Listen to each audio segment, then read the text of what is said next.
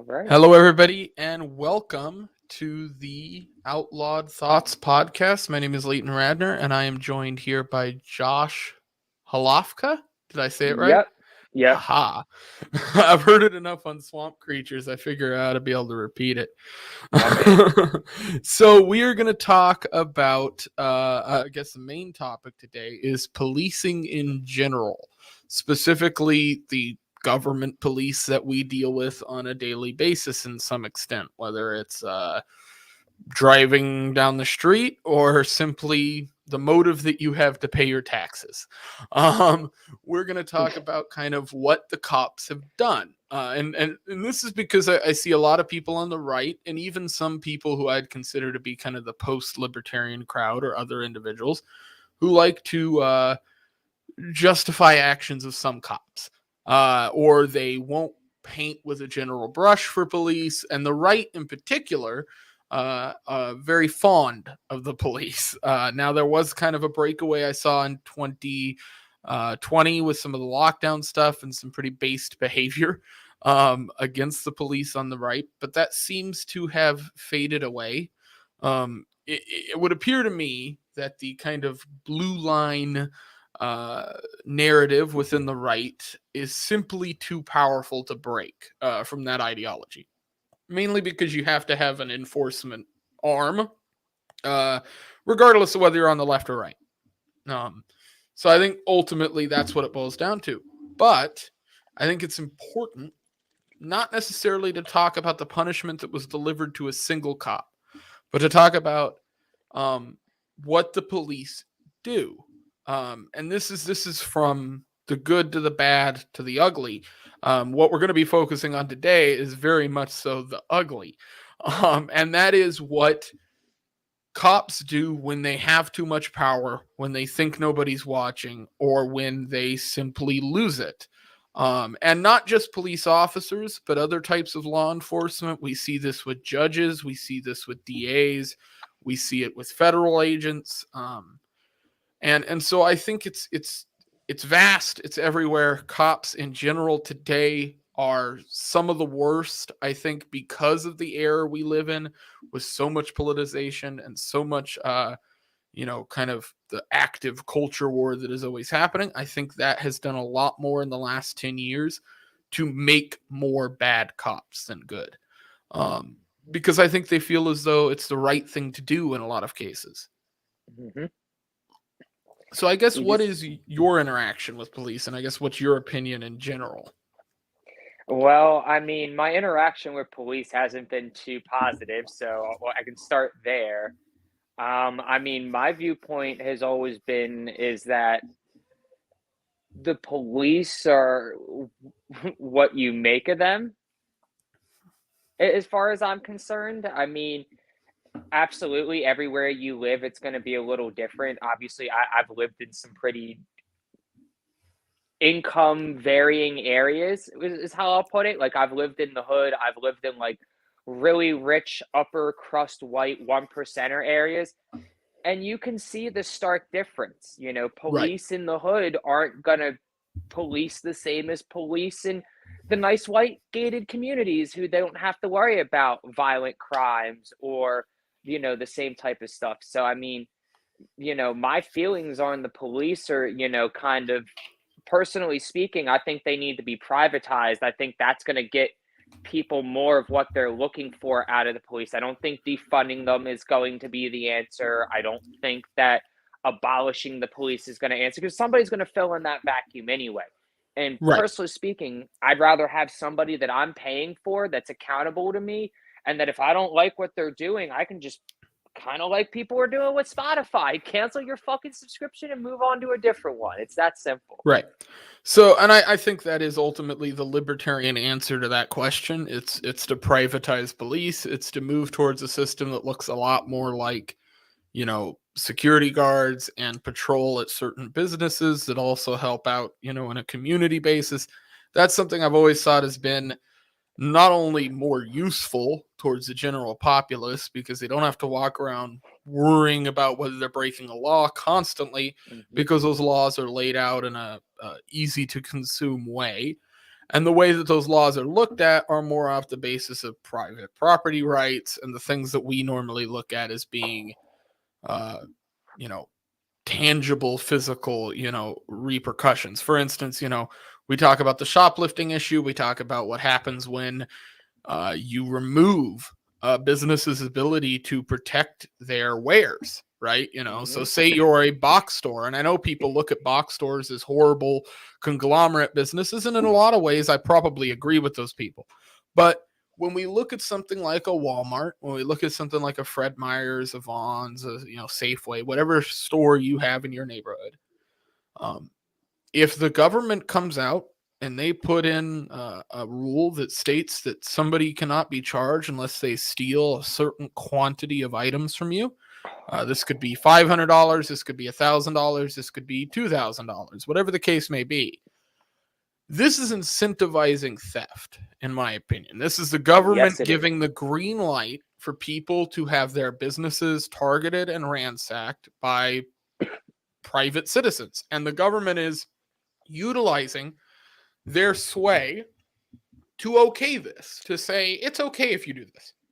To me, it's reminiscent of the arguments that were given during the riots in 2016. That argument being, well, insurance will cover it. Or somebody will come along and help you out. Don't worry, there's a federal handout or a state handout that you can get if your business is affected, right? There isn't that for these businesses in the cities now that are being bled dry through shoplifting. And it is happening more and more across the U.S., especially in these densely packed city areas. I mean, you don't have to go far to see a video of some random guy walking into a Walgreens and walking out with everything on a shelf. And so I look at that and I go, well, what is the proper response to that? Now, where I'm from and in Alaska, in my point of view, the proper response to that is, well, that's your private property and you have a right to protect that private property. The idea that shoplifting is any different from somebody entering, say, somebody's home. I mean, sure, you've opened that up to the public, but at what point do you draw a line between your business losing money and your own pockets losing money? And for me, that's not a very big separation. It's like, if you're taking money from a business that I own, we have a problem. Now, I do understand the argument that people give where it's like, these people work at, say, a Walmart, and somebody is coming into that Walmart, say they have $499 worth of products, and they're going to steal them. What can you allow an employee to do in the sense of a teller, or somebody that's at a, where does their ability to protect those goods come from? And I think that a much better way of looking at that is maybe we don't want every supermarket attendee attempting to stop those people. What we do want being able to do that is a security guard. Somebody who is trained, who's employed by that business, who has the ability to stop that person and get back their wares. To me, that should be universally the lay of the land. If somebody's willing into your business, they're willing to steal, they ought to be willing to be stopped. And I think it needs to be done by somebody who's trained and obviously professional in some sense. Because I don't think it's smart to have every, cashier running around trying to stop burglars. And I think that's a stupid way of doing things. You'd wind up with people getting hurt. And you're still going to wind up with people getting hurt. Let's be real. But if you're getting hurt while trying to rob somebody's business, I don't have very much sympathy for you. Matter of fact, I have none at all. So I think that is ultimately the biggest fix that we could see in the U.S. When we look at the areas of crime that I think affect people the most, and that people see a lot, which to me is like, the three biggest ones that we look at, you're talking about things like assaults, you're talking about theft, and you're talking about drug use. Those are pretty much the three things that I see the majority of the time. And from a libertarian standpoint, one of those things is automatically null and void.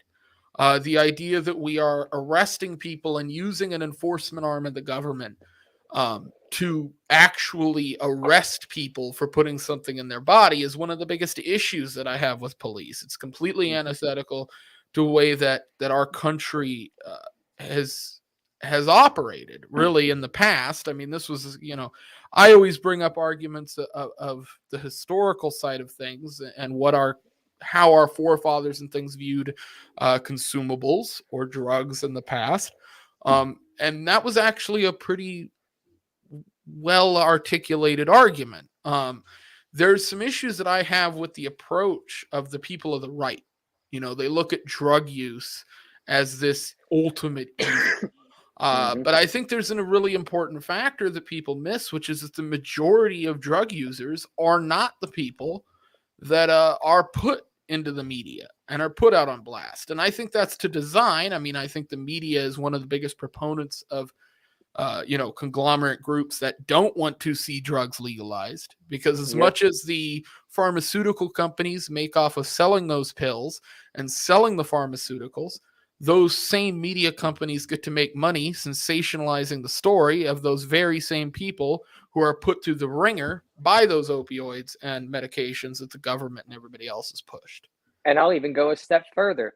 The pharmaceutical companies continue to benefit from it on the treatment end of things. And the medical industry, you got people, especially down here in Florida, we've seen it, recovery homes and doctors who will get kids pilled up. And I guarantee you every single version of any kind of help you can get with any of those issues are backed by insurance and are most likely going to be covered by every kid care and healthcare system that the government has in place, so that they can loop even more money through the pharmaceutical companies that they've been backing.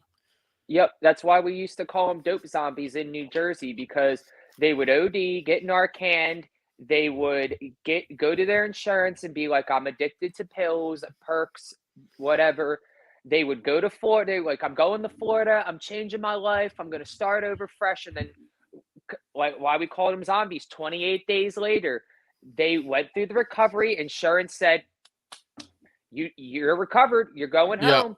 They don't got jobs to afford the halfway house, and they're right back home. And then 2-3 weeks later, they're relapsed and right back in the same BS again. Right back in the same boat. Yep. Well, and that's a big issue we have with the prison system, which I think I'm going to go into more in depth on another episode. But the prison system is a big part of the way that police can continue to keep the hold that they have.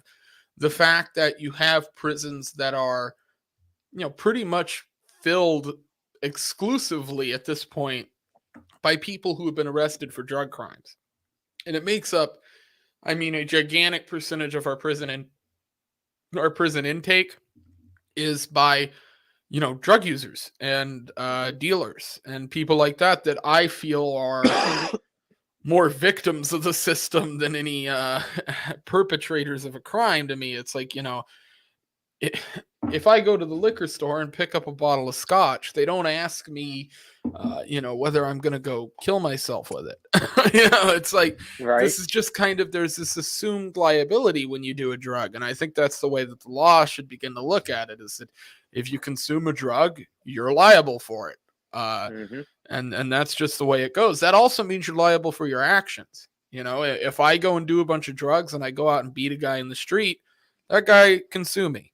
If I go and crash my car into somebody's home, those people can sue me. If I hurt somebody, I can go to jail for that. The idea that, it's just a lot of hoops that they like to put in front of people and shiny things to make them get distracted from the actual problems. And I was going to say, to backtrack a little bit into what you were saying about, liability goes back to the shoplifting, discussion you were having. Is I used to work in retail, like loss prevention. And one of the biggest things we used to teach employees, and this was across multiple companies I worked for, was that if you catch somebody shoplifting, don't try and stop them. Don't try and take the product back from them. Don't really do anything except call the police and file a police report. Because it comes back to the liability. These companies, Target, Walmart, they don't want to be liable. That's why you see some of these big box retail stores, like you were saying. Like I used to do one in a major department store chain. I'm not going to name what it is, but I'll give you a hint. It has a parade every year during a major holiday. One of their biggest stores in their entire company in the U.S. Costco? Oh. Not Costco. Close, though. Close, but this one location would have like $2 million, $2.5 million in loss in just shoplifting every Mm-hmm. year. And it was like a big shruggy emoji because that store and the other store in the same mall for that company made over $1 billion a year in sales. Right. So they were Well, like, and what's I $2 will million? add that those companies, the only reason they look at those shoplifting numbers and shrug them off is because they have to, right? They have no recourse to get any of that back. And so my point Exactly. is, right, a private police system having on-site police gives them the ability to actually change that. But at the same time, these businesses have been duped into believing that the way that they will grow their business and move it forward is by siding with the exact group of people that are going to tear their business apart limb from limb. And that includes the police, because guess what? The cops are not going to come and arrest those people who steal the property from your store. They're going, in a lot of cases, they're not even going to make a report of it. So, the important thing to remember there is, who is going to come protect you when something bad happens? And in most cases, the answer is the police are not going to be the one to do that. And anybody who's ever been in a situation where you've had to actually dial 911 and call police know exactly what I'm talking about. If you are in an active situation, chances are, if you're in a normal, area in the US, it could take anywhere from 2 to 20 minutes for that cop to show up. And by then, whatever situation you're in is going to be over. So we have a police force at this point that reacts to things. And that isn't really preferred in the sense, especially if they have a tendency to not show up.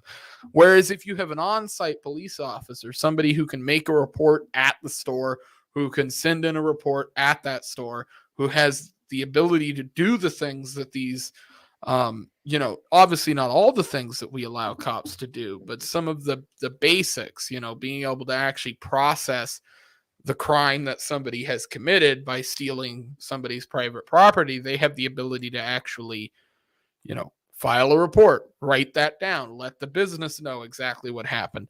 Let, any town official that has to know, or if there's somebody in that regard in whatever, little town you're in, or whatever the case may be, there is a way of having a paper trail and reporting things the proper way instead of just allowing it to be reactionary, which is what we have now. It's like, so and so got shot. Well, we'll be there in 2 minutes. Maybe he'll bleed out. Maybe he won't. It's like, or We're hurrying. or somebody's breaking into my house, which I think is a lot more common, and somebody's breaking into my house. I need cops. How long is it going to take for them to get there? Do you live in a state where they allow you to carry a gun or not? Because if you're in a state where you can't have a gun in your household to protect yourself, or you can't have a way of substantially protecting yourself, or, say you're a felon, and you don't have a firearm in the home, you're fucked. If somebody Mm-hmm. breaks into your home, you're just fucked. You get to sit there and hope to God that a cop car pulls up before your lights go out. And that's a dangerous place to be in if you want to live. you know Yeah, that's not somewhere you ever want to be, personally speaking. yeah.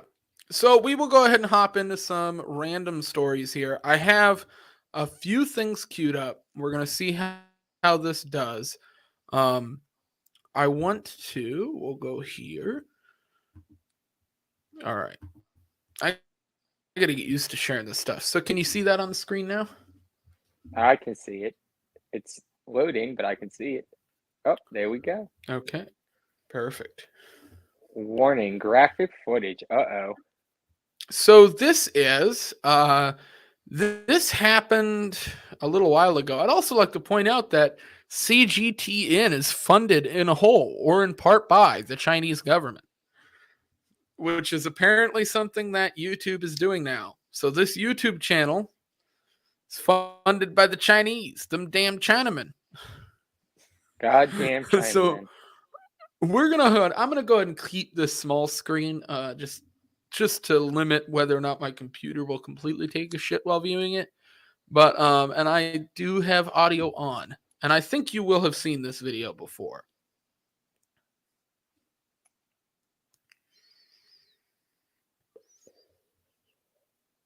Not hearing it, but Did you see it? I'm seeing it. I'm just not hearing it is all. Okay, well, we have the subtitles. I'm going to just leave the audio dead because we don't need to go over it. Basically, guy left a Walmart. It was reported to the police that he had stolen a couple items, that he showed a knife to the person at the Walmart that he stole the items from. He then exited the Walmart on his electric wheelchair, and then was entering a Lowe's when the police came up behind him and addressed the situation by pumping a bunch of bullets into him. Now, this is one of those videos that I point to people in particular because this is, to me, a perfect example of cops that were taking no heed of mind or taking no mind into de-escalating the situation, right? These are cops that went into the situation with guns in their hands.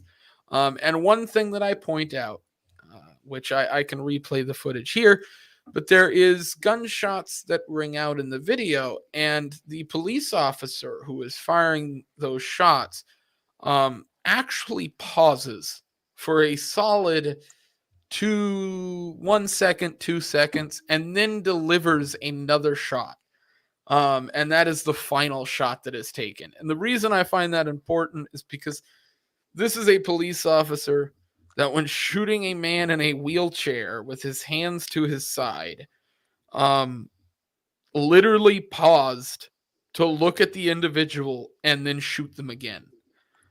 Which is like, it is beyond, it's exactly what us libertarians have been talking about for so long, but it's a perfect example of, if these police do not believe there will be repercussions for their actions, then they will continue to take those actions again and again. And the problem that we see is when something like this happens with police way too often, we see the chief of police come out and say that they're appalled by this officer's actions and and this doesn't represent the cops, but it always seems to just happen again and again and again. And at some point you have to be like, well, is it the cop that's bad or the system, right? And when we've had this long to deal with this stuff and kind of observe how these police really operate over the last, 40, 50, 60, 70 years, you really start to realize that not only do they not have our best interest at heart, but they're willing to kill you simply to make their job easier. Mm-hmm. So as long as it'll load up, I'm going to head over to the next video. And this one is Indianapolis police sergeant facing charges after body cam shows excessive force. So can you see that on the screen there yet? There we go. And we are going to listen to this one. So this one I want you to pay attention to after they put the individual on the ground and take a look at what the cop that approaches him does.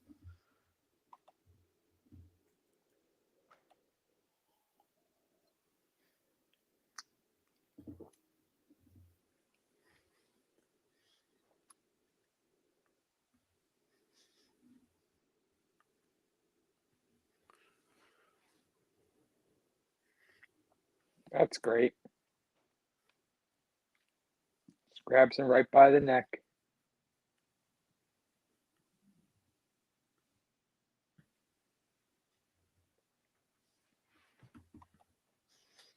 So, this video in particular, I actually saw around the time it came out. And most of the stuff that I'm showing here is, within a year. This individual, this police officer, claimed that he was simply trying to do another police maneuver that they are trained to do, and he simply did not do it right. He missed. That was his argument.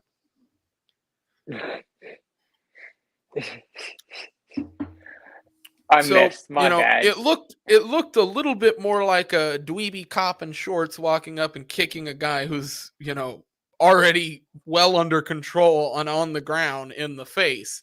Um, and the guy is clearly concussed after the fact, or at least completely dazed and confused. And it's like, well, like this is somebody just simply being detained.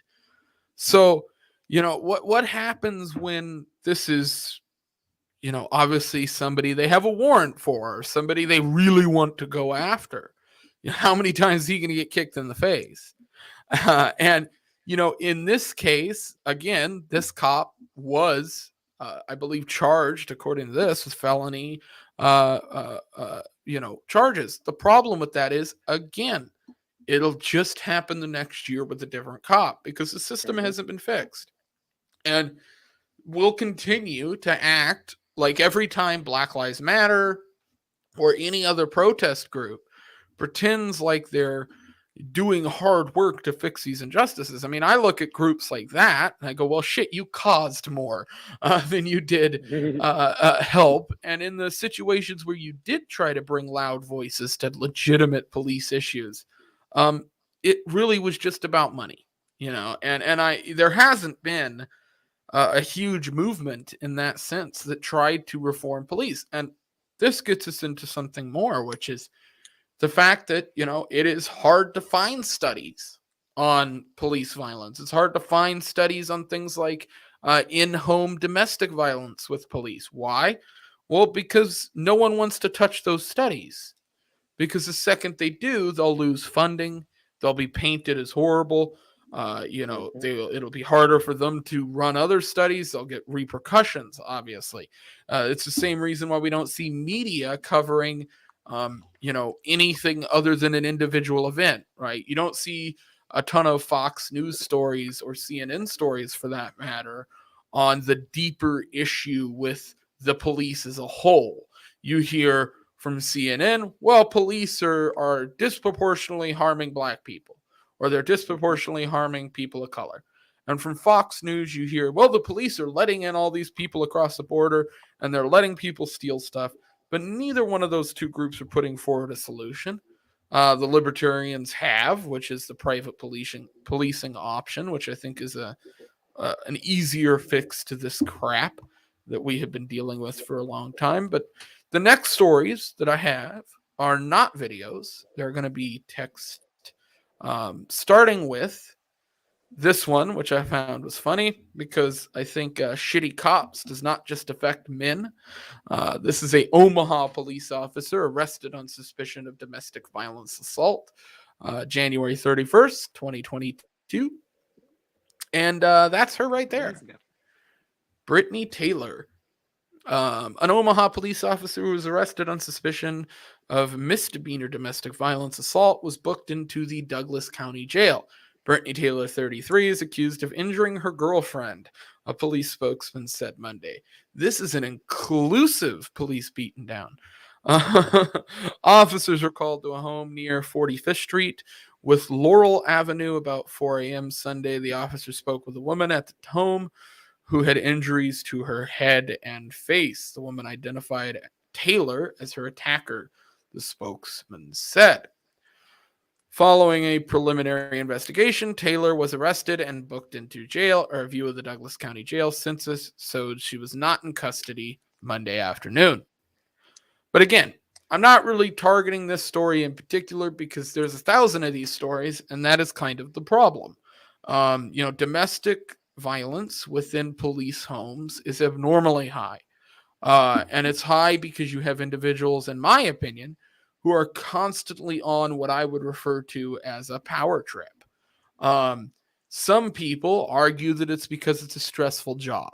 And as though I'm sure that plays a role in the situation, I truly believe if you put anybody into a role where they have that much dominion over other people, they're bound to get that kind of attitude. Yep. And so next one here, this is a little bit different. This is not a cop. This is one I definitely want to talk about a little bit. Former children court judge sentenced to 9 years for child porn. And Only if 9. you ain't seen a face that looks at child porn, I don't know. There it is.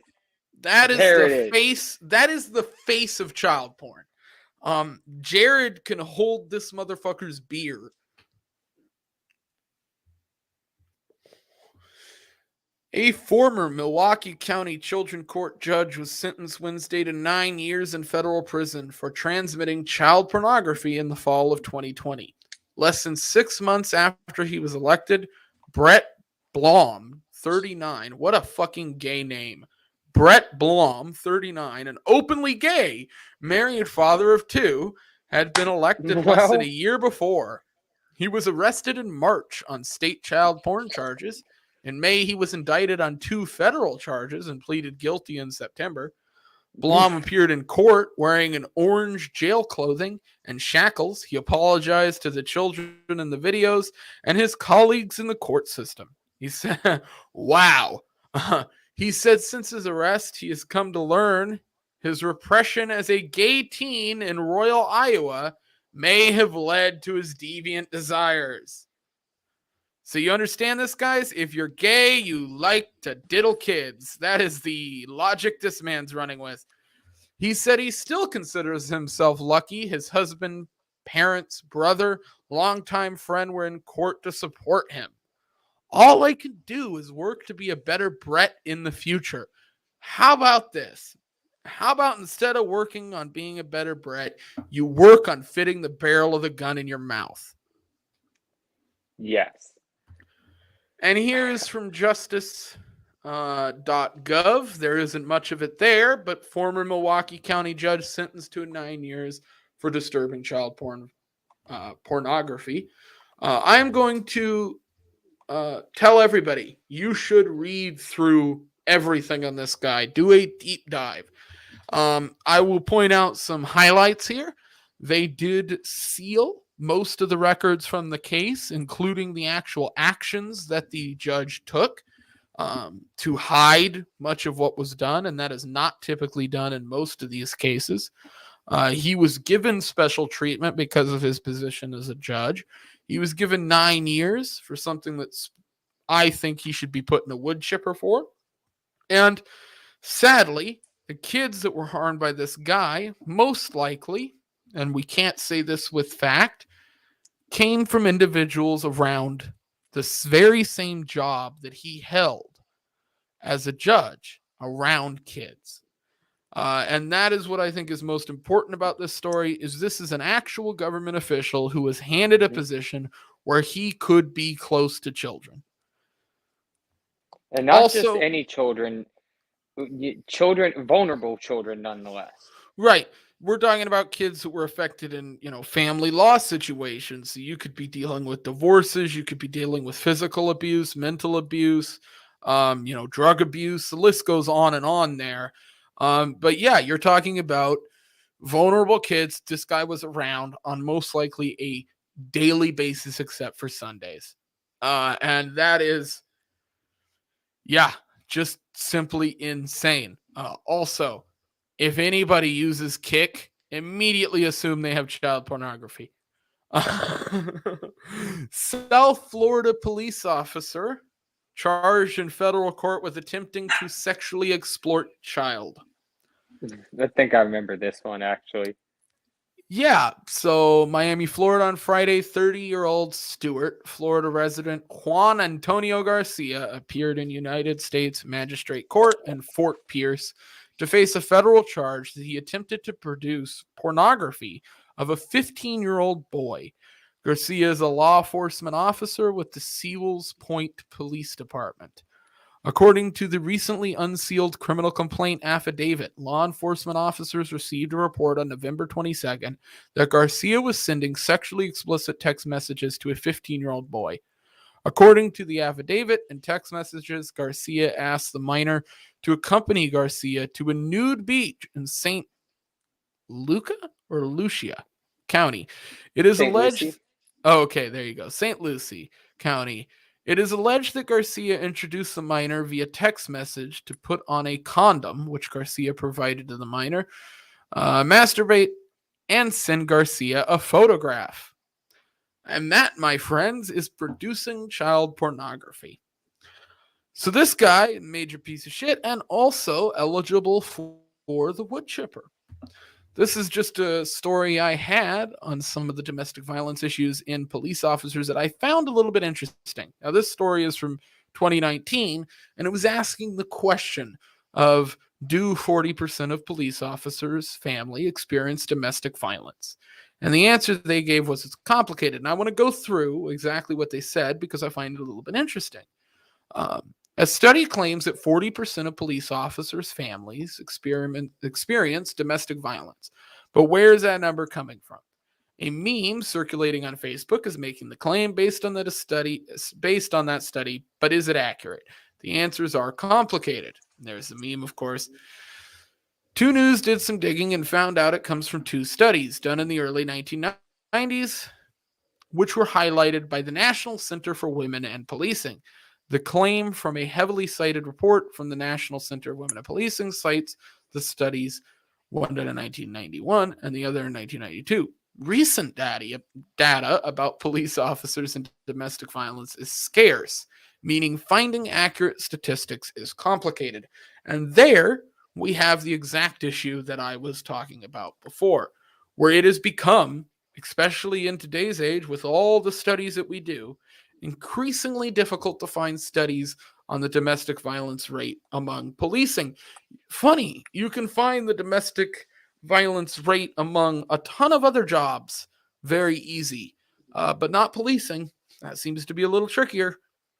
Mm-hmm. And it is what it is. I do have this one last story. If we'll cover this, we'll make this the last one. This is from the Free Thought Project. This was sent to me by friend Tyler, off-duty cop, saving family from intruder, killed by fellow cops who mistook him for a criminal. Clark County, Washington, as TFTP reports, all too frequently defending yourself and others in the land of the free can often be a deadly act thanks to police. In case after case, TFTP has reported in heroic individuals who've defended their families and even complete strangers, only to be executed by police who show up. After the heroes stop the villain, only to shoot first and ask questions later. The family of Vancouver police officer Donald Sahota learned this the hard way over the weekend. Sahota attempted to defend his family from an armed intruder, and his fellow police would kill him for it.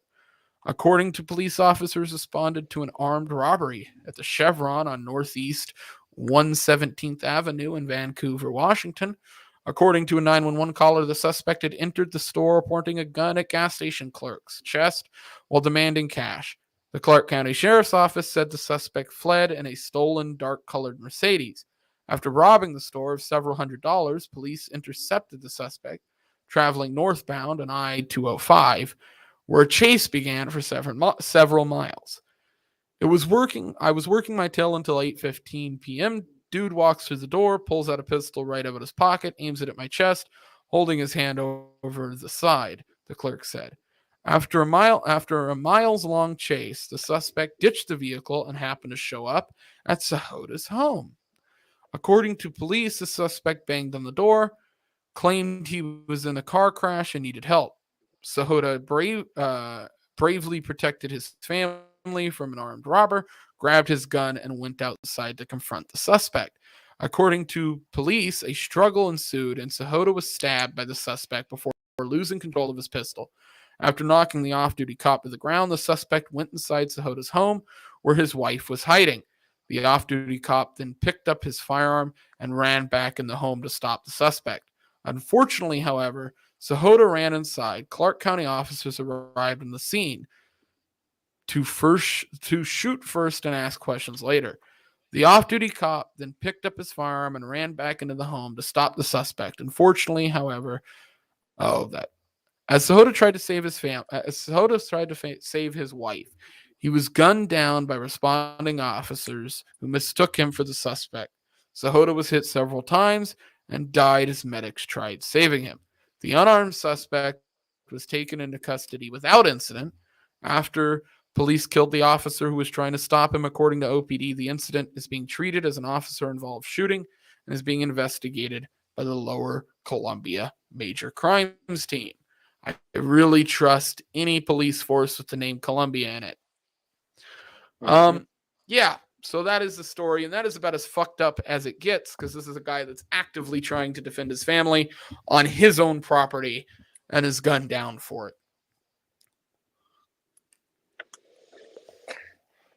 Man, and that's why you don't call the cops when you got a problem. You handle it yourself.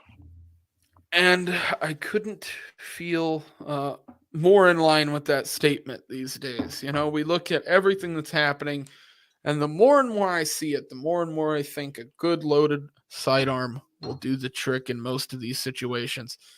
And, you know, it used to be a simpler time. Stuff like that used to be looked at as being a little bit more justified than it is today. And I think a big part of that is our culture. You know, when you have an entire culture that's built around pussies, you're going to get a lot of pussy behavior out of it. And one of those things are that people are just in general scared to protect themselves. They feel like they need somebody else to do it. And if that is the case, fine. But why not have that be a private individual rather than these fucking monsters? I don't even think it's that they're scared of defending themselves. Is that people nowadays are so scared of the repercussions of defending themselves. Well, that's in a big Because way what I'm talking about. I mean, if in today's day and age, now obviously this isn't the same in Alaska, and there's a lot of states that have things like stand your ground laws, and in Alaska we have castle doctrine, which solves a lot of those problems. Castle doctrine is the idea that my home is my castle, and if you are inside of my home and you mean me harm, well, then I'm going to kill you, and the state is going to rule that that's legal. Now, that isn't something that every state has. And in the case of some of these states, you actually have a duty to retreat. What that means is somebody could be inside your fucking home, and if you legally shoot that person without trying to retreat first, you can be found at fault and put behind bars. Yep. All right, well, I think that is a good place to end it. That's right around 40 minutes, which is right around what I wanted to do. I will go ahead and give you a chance to plug anything that you have. I did put your Twitter handle and the podcast down in the description, so go ahead and shout that stuff out. Awesome. I was going to say, Twitter handle is right down here. If you want to look me up, follow me on there. Follow at Real SwamCast for all of your swamp creature needs. We do our show every Friday night, 9 p.m., 2 drink minimum. And if you are local somewhere in the state of Florida or can make it, we're going to be doing our state convention down here February 25th, 6th, and 7th in Melbourne, Florida. Check it out, lpf.org. You can check the little top tab that says 2022 convention and come on down, come party and see the show with us. Absolutely. Come hang out with the Florida guys. I wish I could be there at this one. It just didn't really work out.